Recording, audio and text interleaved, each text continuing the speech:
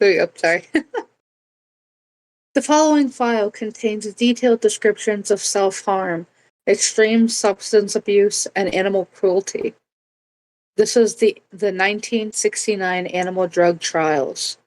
They're a bleak reflection of the lengths science will go when ethics are removed from the equation. This narrative involves the systematic destruction of primates' minds and bodies. Viewer discretion is mandatory, not even just advised. If you are sensitive to the suffering of animals, turn back now.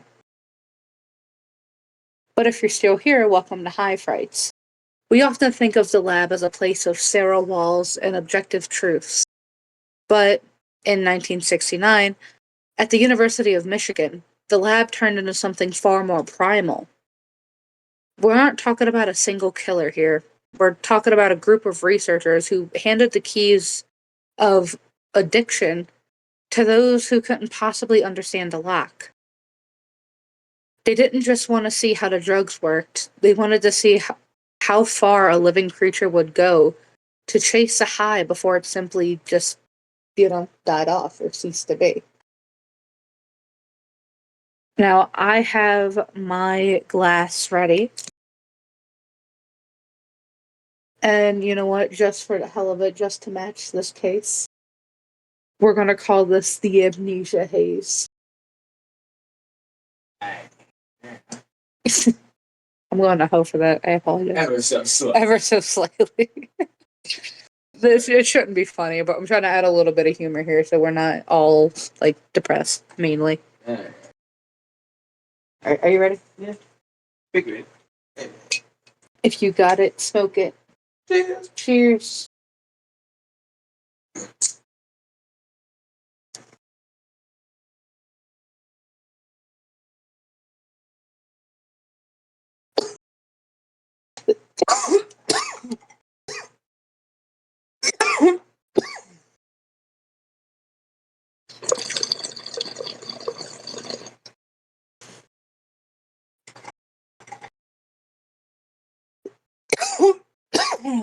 Ooh. Okay.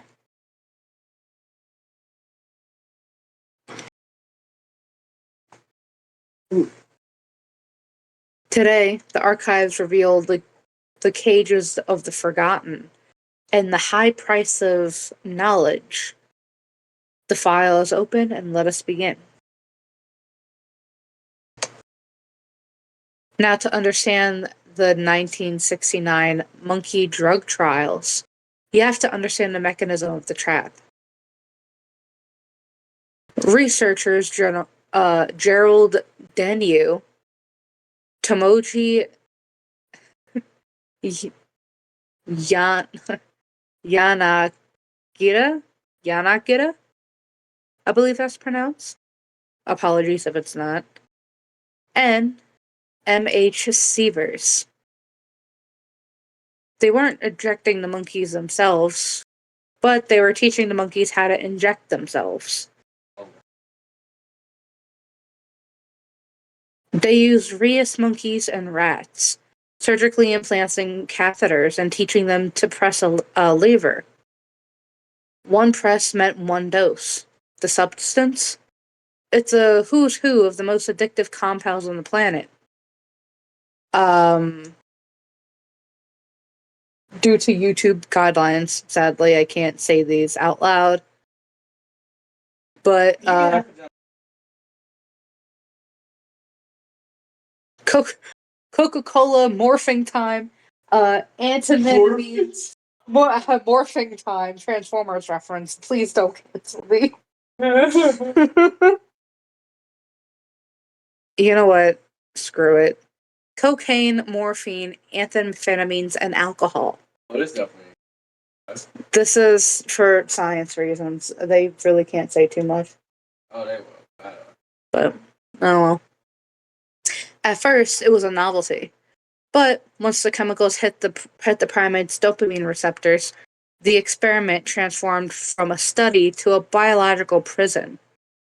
The researchers weren't just observers anymore. They were the dealers of the University of Michigan. Wow.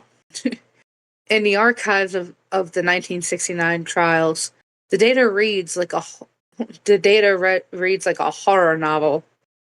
The monkeys weren't just using the drugs; they're prioritizing them over the very will to live. The cocaine addicted monkeys were the most frantic. They would press the lever when they suffered massive convulsions and tremors, some in a state of induced psychosis, and began to hallucinate. They were observed tearing at their own limbs, biting off at their fingers, and pulling the fur from their bodies in a desperate attempt to stop a clawing sensation that wasn't really there. One monkey, while under the influence of both cocaine and caffeine, supposedly died within weeks. The cause was a total psychological collapse.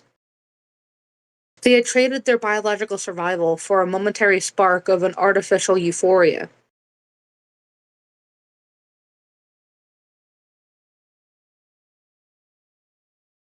The most disturbing part of these archives isn't just the death, it's the behavior.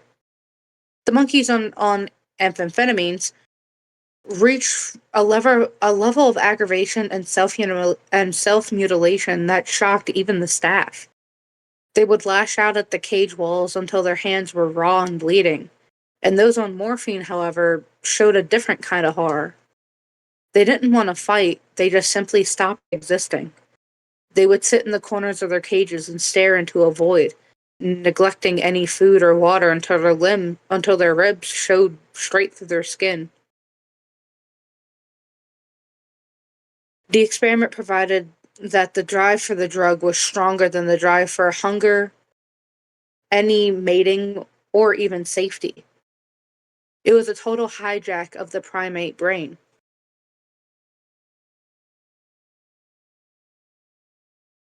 Total hijack of the site. Yeah, honestly.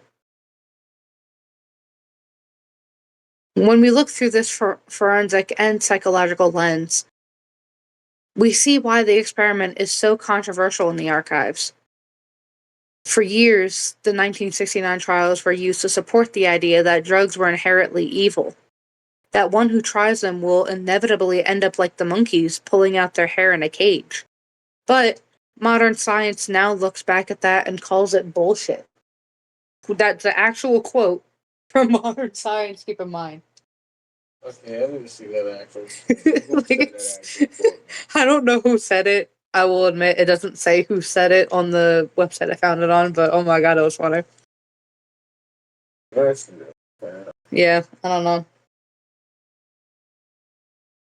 Honestly, feel free to fact check me, and if I do give misinformation, please feel free to correct me. Any and all feedback is welcome. Very much encouraged. Yes. The monkeys were kept in solitary confinement. They were bored, isolated, and tortured by the very environment they were in. Later, studies like the famous rat park experiment, excuse me, showed that when animals have a community, a mate, and a space to roam, they often choose the water over morphine.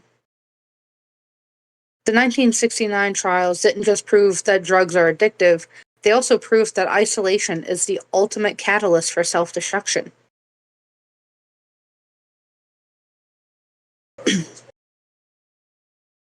Now, in the archives of the 1970s and 80s, they showed that this experiment served as a grim turning point. While it proved data for the war on drugs, it also became the poster child for the animal rights movements. It led to the tightening of the Animal Welfare Act, and it required any research improving primates must justify the psychological well-being of the animal. We learned that you can't just study addiction in a vacuum. If you put a soul, human or primate, in a small enough box and give them a way to escape the pain, like even temporarily, they'll take it every single time, even if it kills them.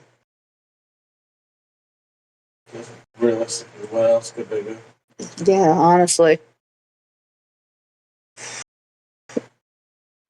Now that the high is dying down, we've looked at the Rhesus monkeys who became the the unreeling the martyrs, apologies, Martys, oh Jesus, of the drug war. We've looked at the men in lab coats who watched them tear themselves apart. The 1969 trials aren't just a story about drugs, but they're a story about the environment we built for ourselves and the shadows we create when we lose our empathy. Science without a soul is just another form of addiction, a desperate need to know why at the cost of who. Thanks for sticking around to the very end. Even though it was a deep session, the archives don't lie. Please go hug and love on your pets for a bit, go get some fresh air, and that remember that connection is the strongest form of medicine that we have at the moment. Stay safe, especially with what's going on in the world today. And always, always, always look on the bright side. This is High Frights. Good night.